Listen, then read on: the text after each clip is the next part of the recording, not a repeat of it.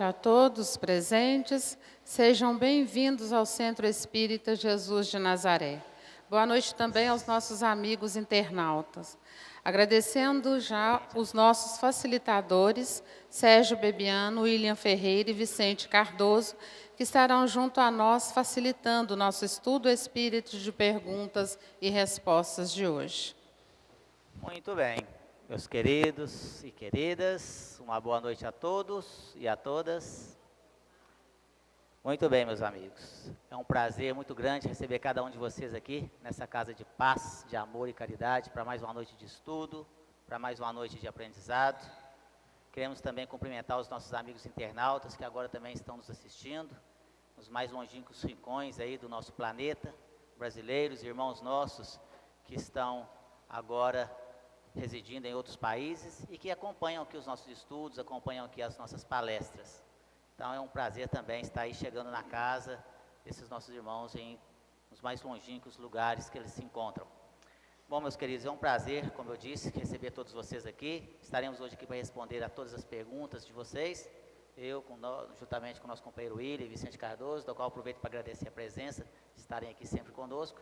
Vamos tentar responder a todas as perguntas de vocês. Nós já temos várias aqui e vocês podem continuar fazendo as de vocês, que tentaremos responder aí no decorrer do nosso estudo. Desejo a todos um excelente estudo e muito aprendizado. Muita paz a todos. Vamos começar aqui com o Vicente Cardoso, para que possa estar iniciando aqui as respostas, depois o William sucessivamente. Boa noite para todos. É um prazer muito grande estarmos com vocês mais uma vez. Dentre as linhas do Espiritismo que já ouvi falar, como kardecismo, umbanda, candomblé, qual a diferença? O que é magia negra? Isso existe? Qual a explicação segundo o kardecismo? Nós temos que fazer realmente uma distinção aqui entre doutrinas espiritualistas e doutrinas espíritas. Há uma grande diferença.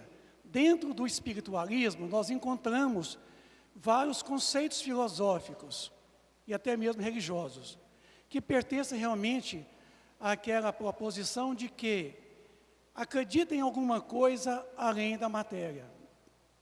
Este é espiritualista.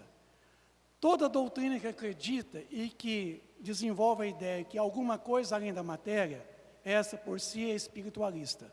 Então, o espiritualismo, ele é a base de muitas correntes filosóficas. Aqui, a Umbanda, o Candomblé, são espiritualistas, mas não são espíritas. Há que fazer a diferença. Nós não temos centro espírita de Umbanda. Nós temos o centro espírita, como este aqui, e temos o centro de Umbanda, que é um centro espiritualista. Então, a doutrina espírita, ela difere, porque ela não é ecumênica, ela não é um sincretismo. A Umbanda é um sincretismo afro-brasileiro. A Umbanda é uma mistura de quê? Do catolicismo, da Europa, que fundiu com o mediunismo lá na África e também com aquelas doutrinas dos Upanishads, da antiga Índia. Então, é um verdadeiro sincretismo, que ao vir para o Brasil, a Umbanda originária da África, ela misturou com o catolicismo e se fundiu aqui e virou novamente um novo sincretismo religioso afro-brasileiro.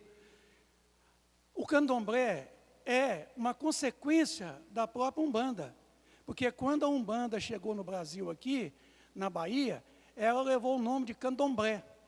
E em outros estados, ali para cima do nosso mapa, a Umbanda levou outras nomenclaturas. Então, a Umbanda não é espírita, o candomblé não é espírita, o kardecismo não existe. Não existe o kardecismo, não existe o kardecista, não existe o centro espírita kardecista. Existe espírita, existe o centro espírita. Porque kardecismo pressupõe que tudo é oriundo de Allan Kardec. E Kardec, ele não fundou, ele não criou nenhuma doutrina. É tanto que a palavra espiritismo, quando foi cunhada inicialmente, no século XIX, porque ela não existia ainda, quer dizer que é tudo que é oriundo dos espíritos. Então, o espiritualismo é tudo aquilo que realmente tem conceitos filosóficos, que acredita em alguma coisa além da matéria. Então, todo espírita, necessariamente, é espiritualista, mas nem todo espiritualista é espírita. Então, há uma grande diferença aqui a distinguir essas práticas afro-brasileiras, oriundas de um espiritualismo, de um sincretismo religioso. Doutrina espírita não é sincrética. Ela não tem mistura de conceitos.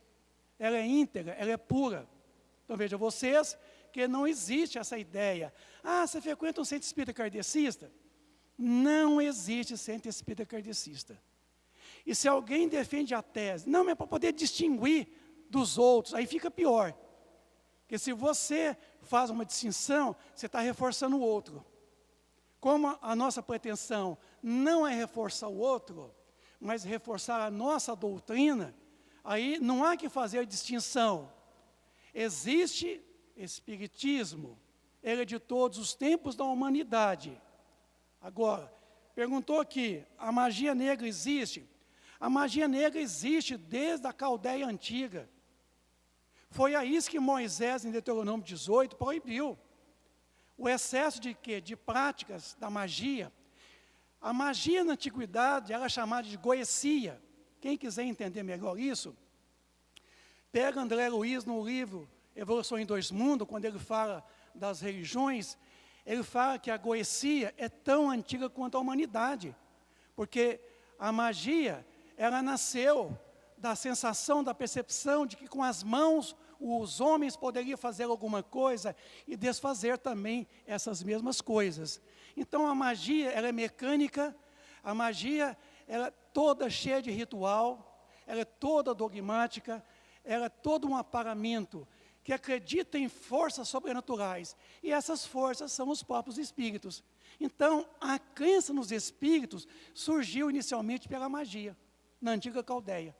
E quando os caldeus foram para o Egito, aí Moisés então proibiu a prática da magia, porque era um desregramento dessa prática com os espíritos. Foi essa a proibição em Deuteronômio 18. Então, recapitulando aqui, o kardecismo não existe, existe espiritismo. A Umbanda e o Candomblé são um sincretismo religioso afro-brasileiro. É uma espécie de um folclore, é uma cultura africana que chegou aqui no Brasil, pelas portas da Bahia, se miscigenou com o catolicismo, tá? E ficou mais sincrética ainda. Então, Umbanda, ela vem de dois, digamos assim, vocábulos. E Bandan, que nasceu lá na África, e que através da descoberta do Brasil, os negros africanos trouxeram o mediunismo para o Brasil, que nós chamamos de Umbanda. Eu tenho um apreço, um respeito muito grande pelos umbandistas e pela Umbanda. A Umbanda, na sua origem, ela é limpa, ela é bonita e ela é valiosíssima, porque ela é uma cultura. Mas não faltam aqueles que deturpam a própria Umbanda, como também não faltam aqueles que deturpam o próprio espiritismo, a doutrina espírita. Então, veja vocês que se alguém fala mal da Umbanda, é desconhecimento. A Umbanda, nós vamos realmente aqui colocar ela com muito respeito, com muita admiração de quem pratica ela na sua íntegra. Obrigado.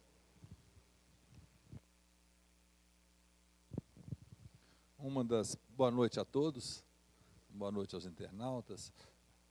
Outra pergunta aqui, refere-se a o que significa amar até vosso inimigo. É um capítulo no Evangelho segundo o Espiritismo, dedicado especialmente a essa prática de amar o inimigo.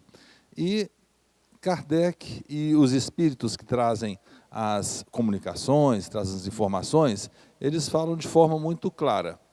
Em primeiro lugar, odiar dá muito trabalho. A gente fica com um peso no corpo, na cabeça, na mente. A gente, odiando alguém, é como se a gente oferecesse um copo de veneno para alguém, mas a gente que fosse tomar esse copo de veneno. Então, por que fazer isso se a gente pode fazer diferente. E o Evangelho diz claramente o seguinte: amar o inimigo é ter paciência com o inimigo. Essas situações de dolorimento de relação com outra pessoa passam.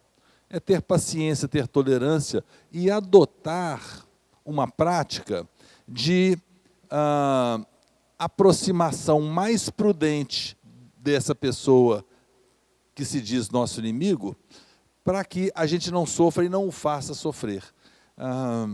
Amar o inimigo também não quer dizer ter a mesma doçura com o inimigo, com aquele que nos faz mal, com aquele que nos maldiz, tanto quanto um amigo, quanto um familiar, o irmão, o esposo, a esposa. Não, a gente não precisa falar também mal desse pretenso inimigo, mas também não precisamos cultivar o tempo todo uma proximidade que só fará mal para si próprio e para o outro. Então, amar é considerá-lo como um irmão que ainda não tem um entrosamento pleno com você, e você com ele. Então vamos ter paciência com ele, ter paciência com você e viver a vida, tocar a vida, seguir a vida com tolerância, com paciência, na distância possível. Muitas vezes a gente tem uma inimizade no trabalho, a gente depende do trabalho para sobreviver. Como é que a gente vai virar e falar assim, olha, tudo bem, é que a pessoa é meu inimigo, eu vou trabalhar em outra empresa. Eu não tenho outra empresa para trabalhar, emprego está difícil, como é que faz? Então eu tenho que conviver, praticar a tolerância, rever os meus próprios conceitos, para eu conseguir conviver, ter o meu ganha-pão, e quem sabe aprimorando essa convivência, eu passe até a gostar. Né? A gente não é obrigado, segundo o próprio Evangelho fala, a gostar, a adorar, a ter uma afeição fora de série pelo inimigo. Mas também não precisamos desejar mal para ele. E uma das coisas que faz com que essa situação de inimizade passe, ou até pelo menos diminua, é o seguinte: eventualmente o inimigo nos pede um favor. Não vamos negar o favor para o inimigo. Naturalmente que tudo que a gente vai fazer com uma pessoa que se coloca como nosso inimigo, a gente faz com mais cautela. Mas não vamos deixar de ajudar dentro da medida que a gente acha prudente e o que a gente pode. Né? Não vamos aproveitar o momento para falar assim, agora ele está precisando, deixa ele precisar, não vou fazer mais nada. Aí nós estamos fazendo o jogo do inimigo. Aí nós estamos nos colocando também como inimigos. Divaldo Franco tem uma palestra e um vídeo que recentemente apareceu na internet, que diz o seguinte, ele se colocando também, falando, todos nós temos inimigos. Jesus tinha inimigos, todos nós temos inimigos, mas isso é secundário. O importante é nós não sermos inimigos, porque a pessoa que é nossa inimiga, ela tem um problema, isso é problema dela. Mas quando a gente é inimigo de alguém, aí o problema é nosso, é nós que temos que nos tratar.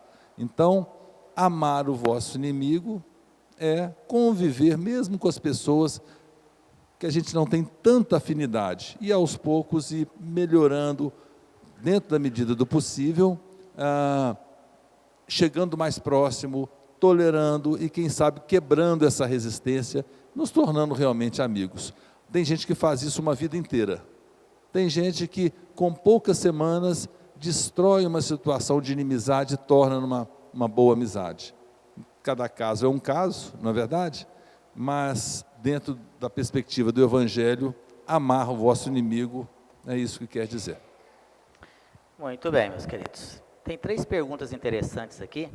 Eu vou ler as 3, mas eu vou responder uma de cada vez. Vou responder a primeira e depois, na sequência dos nossos companheiros, eu vou estar respondendo também. A pessoa faz assim, como devemos nos comportar no velório? O que a doutrina espírita fala sobre isso? É necessário mesmo ter velório? O que devemos fazer com os bens do falecido? Devemos guardar tudo ou doar tudo? E devemos enterrar os mortos ou cremar? O que a doutrina espírita fala da cremação? Olha só, isso realmente são dúvidas interessantes. Na primeira aqui, como devemos nos comportar no velório? O que a doutrina espírita fala sobre isso? É necessário mesmo ter velório? Olha só, eu acho que a gente pode começar aqui de trás para frente respondendo isso aqui. É muito, meus queridos, é muito importante ter o velório. É de extrema importância aqui. Mas se a gente for olhar lá no dicionário, lá fala que velório é ato de velar um corpo, passar a noite com o defunto, mas o velório é muito mais do que isso. O velório, na verdade, é a oportunidade que tem os técnicos espirituais de desatar ali, seccionar ali os laços perispirituais ou liames que ligam o corpo ao perispírito. É essa oportunidade para tirar realmente e levar aquele espírito naquela situação que ele se encontra ali no seu desencarne. Por isso que a gente tem que manter o equilíbrio, a serenidade, ali, a tranquilidade e a oração nos velórios. Mas o que a gente vê nos velórios é totalmente o oposto. Na verdade, muitas pessoas vão ao velório por obrigação, para cumprir uma obrigação social, para cumprir uma questão perante a sociedade. Às vezes está lá em casa, recebe uma ligação, quero comunicar que fulano de tal morreu, e o velório é hoje, o enterro tal hora. Aí a pessoa no telefone, nossa, a hora que desliga, assim, mas tinha que morrer logo hoje, né? Tanta coisa para me fazer, mas eu vou ter que ir, não é? Porque se eu não for, o que é que as pessoas vão pensar de mim? Olha só, aí eu já recebi uma ligação, então eles já sabem que eu sei que a pessoa morreu. Aí eu vou ter que ir lá. Aí você vai a contragosto, para cumprir uma obrigação, chega ali, faz aquela média, faz com que todas as pessoas te vejam no velório, para que mostrar que você esteve lá, porque você está cumprindo uma obrigação social, e não você está indo lá por amor, para orar, para poder ajudar naquele momento, daquele desenlace. E aí o que a gente vê em velório? A gente vê as pessoas conversando, ali está lá o caixão, está lá aquela esquife com o corpo lá, e as pessoas em volta, e nem sai lá da sala não, fica ali, conversando, rindo, contando piadas, fazendo negócios, vendendo carro, combinando viagem, combinando pescaria. Isso tudo a gente vê nos velórios. E tem velório, principalmente de pessoas mais abastadas, que tem de tudo, tem comida, tem bebida. Esse é o autêntico beber o defunto. Está lá, bebida, comida, o pessoal está lá no ó. O coitado está lá dentro do corpo, lá aquele espírito perto do corpo lá ainda, muitas vezes. E a turma está lá, ó, mamando e comendo, né? E fazendo a maior festa e rindo. E esquece qual é o verdadeiro objetivo de estar ali. Então, meus queridos, então nós temos que ter ali muito tato com essas questões do velório. Nós precisamos de saber que vestir o defunto, temos que vestir bem o corpo. A espiritualidade nos orienta muitas vezes que às vezes a pessoa não veste bem ali o corpo do defunto, vamos chamar assim, né? E o espírito fica incomodado. Então tem que colocar assim, roupas íntimas, tem que colocar tudo, porque ele ainda está tão preso naquelas situações, ele se vê lá, nossa senhora, e agora eu estou sem calcinha, estou sem sutiã, estou sem cueca, estou sem isso, aquilo, né? E que fica perturbado. Olha só, nós temos que entender que o momento de transição é um momento de muita perturbação para o espírito, principalmente se ele não tiver conhecimento e se não tiver ali mérito. Aí que é mais complicado ainda. Nos adverte a espiritualidade amiga sobre isso. Evitar de colocar coisas dentro do caixão. Vou colocar esse colarzinho aqui, que ele gostava tanto, é a lembrança minha para ele. Aí coloca colarzinho, coloca anel, coloca foto, coloca aquele monte de coisa. Isso é para ele levar. Levar para onde? Vai ficar lá dentro do caixão. E aí sabe o que acontece? O espírito, extremamente apegado àquelas coisas, fica lá, junto, vigiando. Não posso sair daqui não, porque senão eles roubam. Vai roubar o colar, vai roubar a pulseira, vai roubar o anel, vai roubar isso, vai roubar aquele outro, né? E fica ali junto com aquele corpo enterrado, lá, naquele processo ali, vendo o corpo ali se decompor.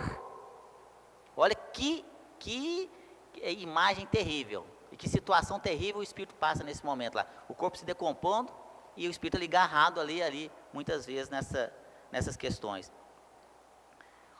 Flores, olha só, cuidado Nós temos que conversar muito sobre essas questões do velório, conversar muito sobre morte. A gente não gosta de falar sobre morte, a gente tem pavor de falar sobre morte, a gente acha que se falar sobre morte está fazendo,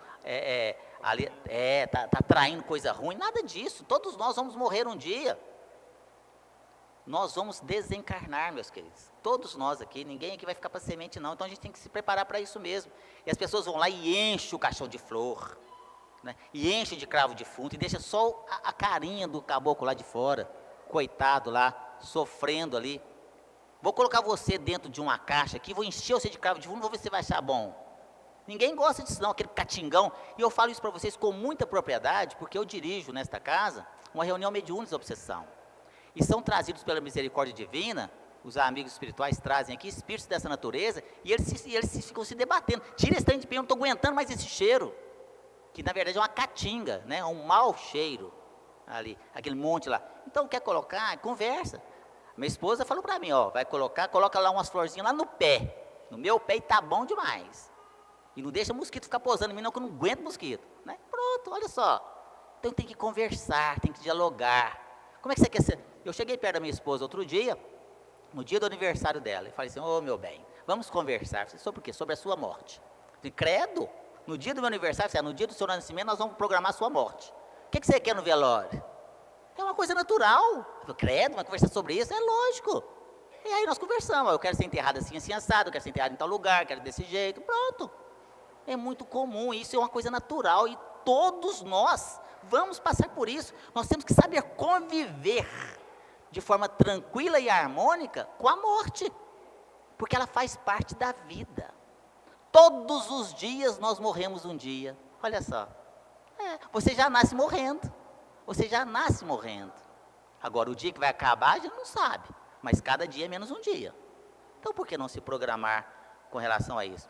Tem uma palestra da minha autoria, depois vocês, os nossos amigos internautas aí, procurem no nosso site, chama Velório na Hora do Adeus. A gente relata sobre todas essas perguntas que estão sendo colocadas aqui sobre esse tema, e tem um livro também que chama Na Hora do Adeus, de Luiz Sérgio, um livro fantástico que eu recomendo a leitura para cada um de vocês. É isso, meus queridos. Boa tarde, Vicente. Um dia eu ouvi de duas pessoas que alguém teria feito um mal à minha pessoa, uma macumba. E desde esse momento, as coisas não deram certo para mim. Este mal foi para a minha fábrica de roupas, não fosse para a frente. O que devo fazer? Ou devo descartar e isso seguir em frente? Eu acho que quem está fazendo mal para as fábricas de roupa não é nenhuma macumba. É o governo, é a economia brasileira que está prejudicando.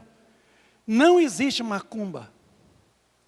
A palavra macumba é o nome de um instrumento de percussão, bumba, chama macumba. E a gente, às vezes, não se informa, e a gente fica aí falando coisas erradas. Aqui, no Livro dos Espíritos, na questão 551, eu vou responder essa pessoa que formulou a pergunta.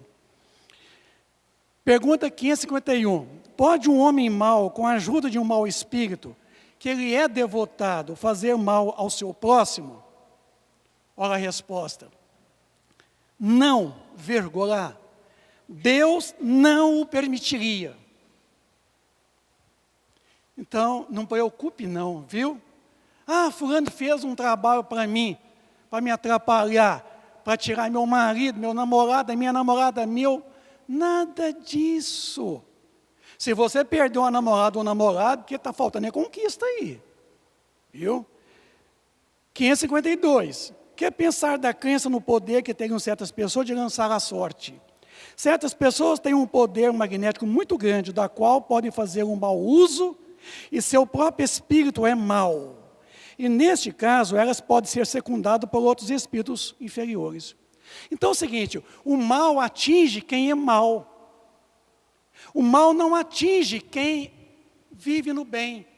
O mal somente pode atingir aquele que está na altura do próprio mal. Então, uma pessoa má não pode fazer mal a outrem que vive na condição do bem. Viu? É lei de sintonia, é lei de afinidade. Então não se preocupe. Se alguém mandou fazer uma macumba para você, para que a sua fábrica não produzisse, isso não funciona assim. Verdade que há muitos espíritos muito inferiores, que muitos estão aí à cata de quê? De um mercantilismo, de uma prestação de serviço a favores que nós prestamos a eles. Quando alguém, a pretensão de fazer um despacho para essa ou aquela entidade, não falta espíritos primitivos atrasados, que têm a pretensão, às vezes, de atender certos pedidos de encarnados. Mas, como foi respondido aqui, que Deus jamais permitiria que um homem mau, com a ajuda de um mau espírito, pudesse fazer mal a outrem. Então, veja vocês, que é uma questão assim, de interpretação. Se a gente não vai bem nos negócios, convém dar uma paradinha, dar uma revisão, uma reavaliação, que vai alguma coisa errada com as negociações. Outra pergunta parecida com essa. Explique melhor a magia. Ela é algo sobrenatural ou é o mesmo que hoje conhecemos como macumba? Como já coloquei, a palavra macumba, muito usada por todos, porque desconhece, é um instrumento de percussão. A magia, no seu conceito, é a arte de fazer com que a natureza trabalhe para nós. Viu? É forçar o jogo das forças naturais. É você provocar, é você evocar os espíritos inferiores que estão presos aqui à crosta terrena, solicitando ela a prestação de quê? De serviços ao seu favor. Em troca, você lhe oferece alguma coisa, como, por exemplo, comidas, bebidas, cigarro, enfim. É um mercantilismo que às vezes acontece. Mas como eu já coloquei na questão 551 do Livro dos Espíritos, certo? Esses espíritos inferiores que atendem às nossas solicitações, é que trouxe realmente a ideia da magia, da goecia, e que hoje é o processo de comunicação espiritual que nós conhecemos pela doutrina espírita, através do fenômeno mediúnico, o mediunismo, a mediunidade. Então vejamos todos nós aqui, que na verdade, o sobrenatural, ele não existe. Tudo tem uma explicação plausível, uma explicação científica, racional. Tudo se explica com a doutrina espírita. Então, não existe o sobrenatural, existe o natural. Existem duas forças em a natureza, o espírito e a matéria. A partir do momento em que o suposto mágico, o suposto feiticeiro, o suposto xamã, aquele lá das tribos indígenas, ele evoca as forças naturais, ele está evocando os espíritos inferiores.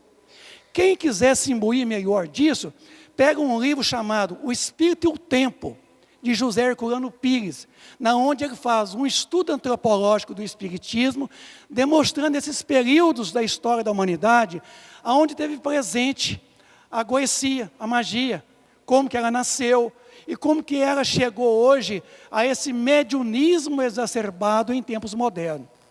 Para melhor entendimento, eu sugiro essa leitura, porque José Herculano Pires trabalha em cima de um estudo antropológico de Ernesto Bozano, um antigo e muito precioso antropólogo do passado, que faz esse estudo belíssimo sobre essa cultura, as culturas antigas, mostrando a presença do conceito da magia, a religião, a filosofia e a ciência. Obrigado.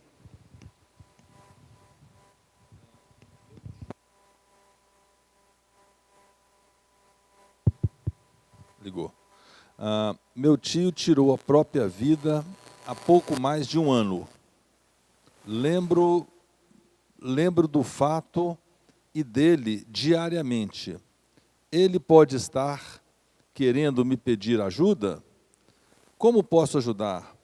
Estou me sentindo ansioso diariamente. Pode ter relação com esse fato? Meus amigos, é o seguinte: se uma pessoa tira a própria vida, vocês concordam que ela está em alto grau de desequilíbrio, não é verdade?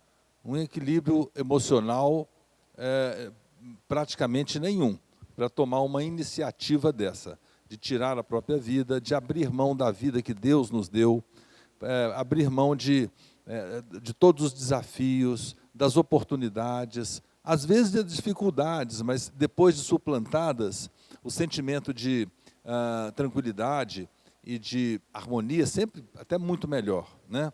Então, a pessoa em desequilíbrio. Então, a pessoa fala, o sobrinho, né, o tio dele, lembra do fato diariamente. E lembra do tio também. Será que o tio pode estar pedindo ajuda? Talvez sim. Mas se a gente for falar em escala de probabilidade, eu diria 1, 2%. Porque não há o que a gente possa fazer mais do que o próprio mundo espiritual, a santa e amiga e branca espiritualidade, pode fazer pela pessoa que desencarnou, principalmente com o grau de desequilíbrio que ele estava. O Vicente acabou de falar do aspecto de sintonia, de vibração. Se eu ficar na minha cabeça o tempo todo pensando e dando foco numa pessoa com muito desequilíbrio emocional, será que eu não posso entrar também em estado de desequilíbrio? Então, como que uma maneira rápida de eu ajudar é a seguinte: fazer uma oração. Eu lembrei da pessoa, eu faço uma oração e peço a espiritualidade para ajudá-lo. Lembrei de novo no mesmo dia, no dia seguinte, ou na hora de dormir, na hora de fazer as orações, eu continuo contando, falando uma oração espontânea, com a ajuda para o meu querido tio, e espero que ele esteja bem em qualquer lugar que ele esteja. Então, nessa situação aí, nós vamos estar ajudando.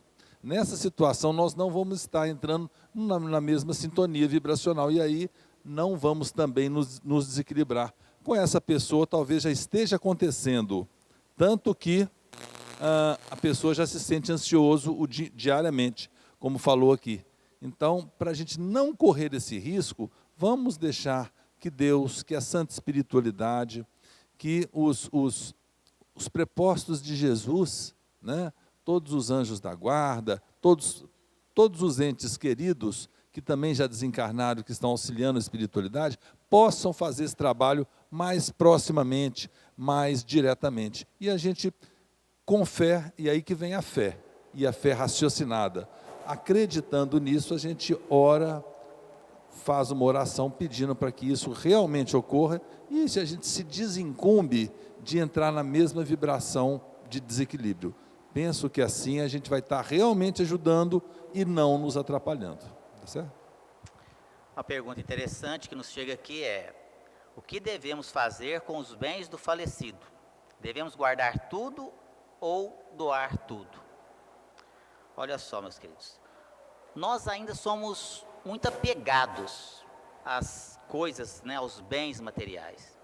Os amigos espirituais nos ensinam que tem muitos espíritos desencarnados, recém-desencarnados, que estão nessa natureza ainda de muito apego, que são ainda ali, que gostam muito daquelas suas coisinhas. E é comum ainda, nós mesmos aqui, quem aqui de nós aqui que não tem algumas coisas em particular, que a gente não empresta, não doa, não deixa ninguém pegar?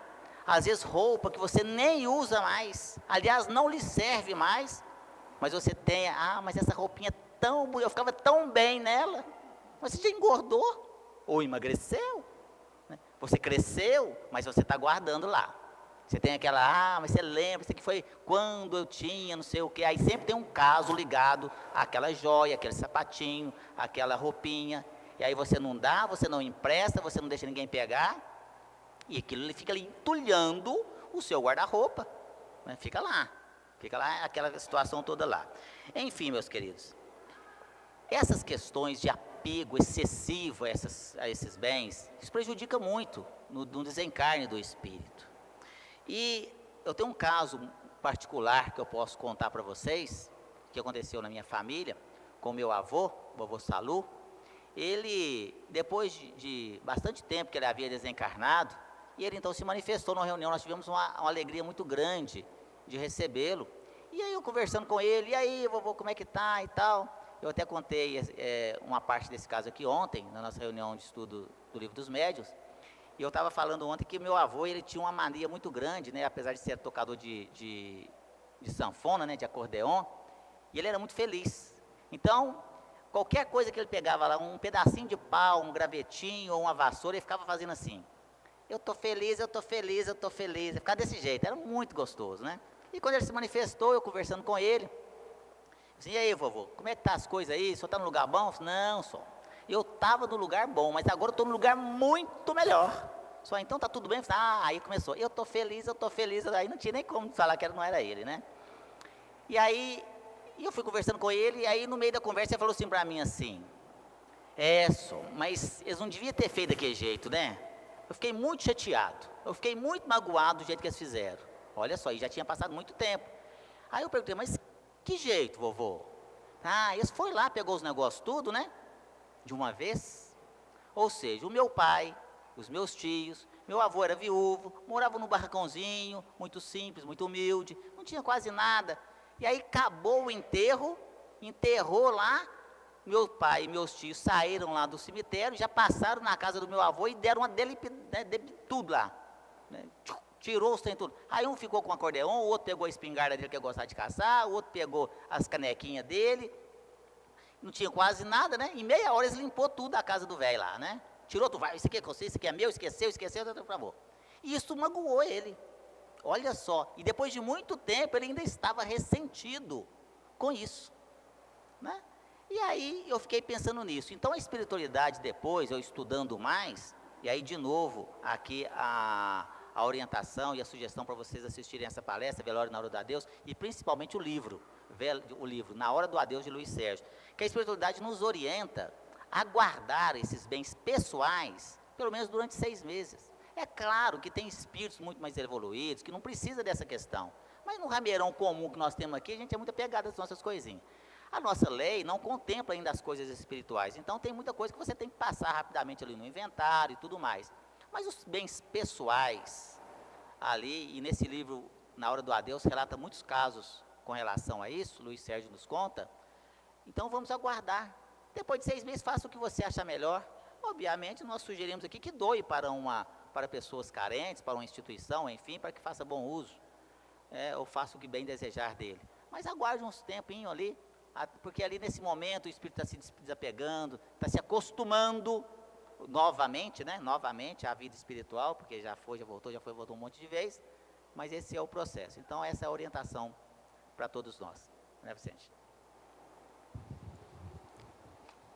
Haveria na Terra alguém que tiver a sua primeira encarnação aqui mesmo e que está reencarnando neste planeta desde a primeira vez, desde a primeira encarnação? Essa pergunta foi formulada aqui no público mais cedo. Eu vou aproveitar, já respondi para a pessoa que formulou, mas vou responder para todos vocês. Porque talvez seria a pergunta que todos vocês estariam fazendo. Dentre essas 8 bilhões de criaturas que existem no planeta Terra, segundo a estatística, haveria alguém entre 8 bilhões de criaturas encarnadas que está aqui reencarnando desde a primeira encarnação? Eu vou responder dentro do Livro dos Espíritos. A Terra não é o ponto de partida da primeira encarnação humana. O período da humanização começa, em geral, em mundos ainda mais inferiores.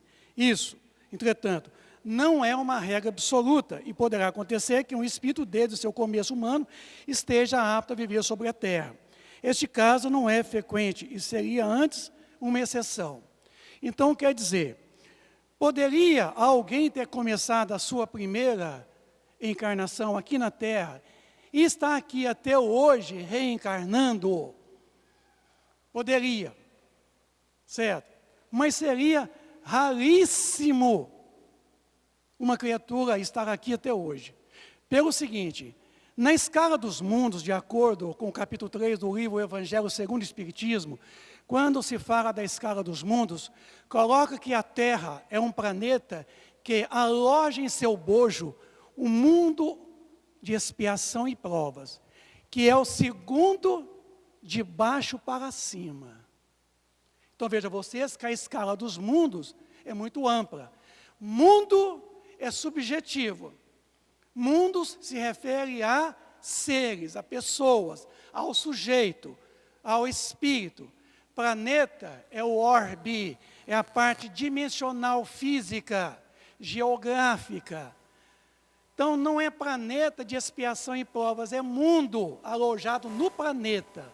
O planeta é a casa, na casa vivem seres, esses seres formam um mundo. Então, hoje estamos vivendo aqui, nesse mundo de expiação e provas, que é o segundo. Seria muito raro, mas muito raríssimo, ter algum de nós aqui que tivera todas as encarnações aqui no planeta Terra, desde quando o planeta Terra alojou o mundo primitivo. Esse mundo primitivo, no caso aqui, ele já esteve presente no planeta há milhões de anos atrás. Para não falar bilhões, há milhões. Porque o primeiro ser vivo na face da Terra, na opinião de Emmanuel, é o vírus. O vírus existe na face da Terra há 1 bilhão e 500 milhões de anos na Terra. Então, é um dos seres mais primitivos da Terra. Agora, no capítulo 3 do livro Evangelho segundo o Espiritismo, quando se fala dos mundos, coloca que aqui na Terra, a maioria de nós aqui somos o quê? Nós somos exóticos. Exóticos quer dizer estrangeiros. Estrangeiros quer dizer, viemos de outros orbes. Não começamos aqui a nossa primeira encarnação, aqui no planeta Terra. Nós começamos a nossa primeira encarnação em outros planetas, na onde alojava o mundo primitivo. O exemplo típico, o Sérgio até sugeriu a pessoa a ler o livro Exilados de Capera. Eu aconselharia a pessoa a ler inicialmente o livro A Caminho da Luz, na onde o Emmanuel fala dos exilados de Capera. Aí você pegaria depois o livro Exilados de Capera, na onde mostra a questão da emigração dos espíritos. Os exilados de Capera, eles foram, de certa forma, expulsos do paraíso. Capera era um planeta onde alojava um mundo de expiação e prova, como a Terra hoje. Os seres eram tão rebeldes quanto os terráqueos hoje. Eles foram exilados do planeta Capera. O planeta Capera fica aqui de nós a 4,2 anos-luz de distância. Vieram aqui quando a Terra alojava um mundo primitivo. Então, quando os caperinos chegou aqui na Terra, não era mundo de expiação e prova, era mundo primitivo. E eles, os caperinos, inauguraram, começaram então essa transição do mundo primitivo para um mundo de expiação e provas. Como agora nós estamos recebendo aqui na Terra espíritos vindos de Alcione. Alcione é um mundo que está alojado num planeta, um mundo muito avançado, num planeta lá na constelação das Pleiades, que estão encarnando na Terra para essa grande transição que está se operando. Esse mundo está deixando de ser um mundo de expiação e provas para um mundo regenerador. Então, veja bem que para a transição de um mundo para o outro, é importante a fertilização. Quer dizer, é importante que seres novos, melhores condições, venham fazer com que faça-se uma enxertia, na opinião do próprio Emmanuel, palavras dele, para fazer essa transição, essa operacionalização de quê? De trânsito, de quê? De entrada e saída de duas gerações. E essas duas gerações, uma está saindo, a outra está entrando. Então, a que está entrando é melhor. É a era da grande regeneração social. Então, vejamos nós que muitos de nós veio de outros orbes, mundos de outros planetas. Encarnou aqui e talvez eu tivesse muitas encarnações aqui. E certamente, se quiser merecer para ter mais encarnações aqui, vai ter que melhorar muito. Porque agora o grande exílio na Terra já começou. Muitos de nós seremos exilados a mundos o quê? Primitivos, ou talvez mundo de expiação em provas. Obrigado.